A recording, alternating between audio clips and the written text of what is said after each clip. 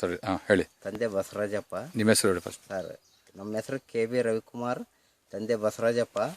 ಕುಕ್ಕವಾಡ ಗ್ರಾಮ, ದಾವಣಗೆರೆ ತಾಲೂಕು, ದಾವಣಗೆರೆ ಜಿಲ್ಲೆ. ನಾವು ಕುಕ್ಕವಾಡದಲ್ಲಿ ವಾಸ ಮಾಡ್ತಾ ಇರೋದು. ನಾವು ಕಾಳು ಮೆಣಸಿಗೆ ಈ ಔಷಧಿ ಕೊಟ್ವಿ.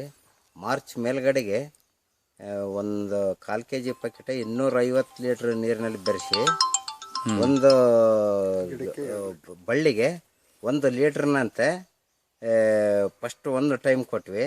ಆಮೇಲೆ ಅದಾದ ನಂತರ 18ರಿಂದ 20 ದಿವಸ ಬಿಟ್ಟು 18ರಿಂದ 20 ದಿವಸ ಒಳಗೆ ಕೆಂಪು ಕಲರ್ದ ಮತ್ತೆ 250 ಲೀಟ್ರಿಗೆ ಬೆರೆಸಿ ಅದನ್ನ ಕಾಳು ಮೆಣಸು 1 ಲೀಟ್ರ್ ಹೆಂಗೆ ಕೊಟ್ವಿ. ಆಮೇಲೆ ಅದರಲ್ಲಿ ಒಂದು 3 ಏಲಕ್ಕಿ ಗುಣಿ ಇದಾವೆ, ಗಿಡ ಬುಡ, ಅವು ಕೊಟ್ಟಿದೆ. ಅವು ಭಾಳ ಉತ್ಕೃಷ್ಟವಾಗಿ ಭಾಳ ಚೆನ್ನಾಗಿ ಬಂದದ.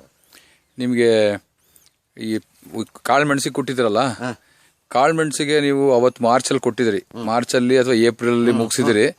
ಸೊ ಅದುವಾಗ ನಿಮಗೆ ಕೊಟ್ಟಿರೋದಕ್ಕೂ ಬೇರೆದಕ್ಕೂ ಏನು ಡಿಫ್ರೆನ್ಸ್ ಇದೆ?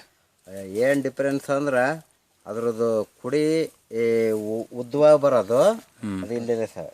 ಇದು ಇದೇನಾಯ್ತಲ್ಲ ಡಿಸ್ಟೆನ್ಷನ್, ಇದು ಭಾಳ ಉದ್ದ ಬರ್ತೈತಿ, ಇದು ಉತ್ಕೃಷ್ಟವಾಗಿ ಬರ್ತೈತಿ. ಎಲ್ಲಿ ಭಾಳ ಶೈನಿಂಗ್ ಬರ್ತೈತಿ. ಬೆಳವಣಿಗೆ ಸ್ವಲ್ಪ ಸ್ಪೀಡ್ ಜಾಸ್ತಿ ಐತಿ ಸರ್. ಬೆಳವಣಿಗೆ ಚೆನ್ನಾಗೈತಿ, ಸ್ಪೀಡ್ ಜಾಸ್ತಿ ಬರ್ತೈತೆ ಸರ್. ಉದ್ದ ಆಗಿದೆ ಜಾಸ್ತಿ, ಉದ್ದ ಜಾಸ್ತಿ ಐತಿ. ಸೊ ನೀವು ಇದು ಅಡಕೆ ಜೊತೆಲೇ ಇರೋದು ಗುಣಿ? ಅಡಕೆ ಜೊತೆಯಲ್ಲೇ ಐತಿ ಸರ್ ಗುಣಿ. ಆಮೇಲೆ ಇದು ಒಂದೇ ಬೆನಿಫಿಟ್ ಅಲ್ಲ ಸರ್, ಇದ್ರ ಜೊತೆಗೆ 3 ಲೈನ್ ಅಡಕೆ ಕಾಳು ಮೆಣಸಿಗೆ ಹಾಕಿದವಲ್ಲ, ಇದು ಅದ್ರ ಬೆನಿಫಿಟ್ ಅಡಿಕೆನೂ ಸ್ವಲ್ಪ ಲಾಭ ತಗೊಂಡಿದ್ರ. ಹೆಂಗ್ ತಗೊಂಡಿದೆ ಅಂತೀರಿ ನೀವು?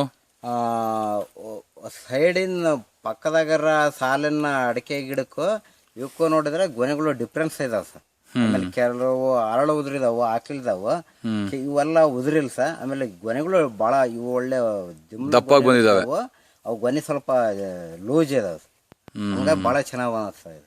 ಅದಕ್ಕೋಸ್ಕರ ಈ ಸತಿ ನಾವು ಅಡಿಕೆಗೂ ಮಾಡ್ಬೇಕಂತಂದು ಇದು ಮಾಡ್ತಾ ಇದ್ದೇವೆ. ಈ ಅಡಿಕೆ ಎಲೆಗಳು ಹೆಂಗ್ ಕಾಣಿಸುತ್ತೆ ನಿಮ್ಗೆ? ಅದು ಭಾಳ ಹಸಿರು ಇದಾವೆ, ಗ್ರೀನ್ ಇದಾವೆ ಸರ್. ಸೊ ನಿಮ್ಗೆ ಇದಕ್ಕೆ ಕೊಟ್ಟಿದ್ರಲ್ಲ, ಏನದು ಏಲಕ್ಕಿ ಕೊಟ್ಟಿದ್ರಲ್ಲ, ಏಲಕ್ಕಿದು ಒಂದ್ ಸ್ವಲ್ಪ ಏನು ಹೆಂಗಾಯ್ತು ಅಂತ ಹೇಳ್ತೀರಾ? ಏಲಕ್ಕಿದು ಅಂದ್ರೆ ಏನಾಸ, ಇದು ಕೊಟ್ಟಿ ಮೇಲೆ ಸೈಡ್ ಮೊಳಕೆಗಳು ಒಂದೊಂದ್ರಲ್ಲಿ ಒಂದೊಂದು ಇದ್ರಾಗ ಎರಡೆರಡು ಜಾಸ್ತಿಯಾಗಿ ಅವು ಏನು ಒಂದು 4 ಹಿಂಗ ದೊಂಟಿದ್ದಾವು. ಇವತ್ತು 13-14 ದೊಂಟಾಗಿದಾವ. 13-14 ದೊಂಟಿಗೆ ಒಂದೊಂದ್ರಾಗ ಎರಡೆರಡು ಮೊಳಕೆ ಹಂಗ ಭಾಳ ಉತ್ಕೃಷ್ಟವಾಗಿ ಬರ್ತಾ ಇದಾವ ಸರ್. ಈಗ ಆಗ್ದಲೇ ಇರೋದು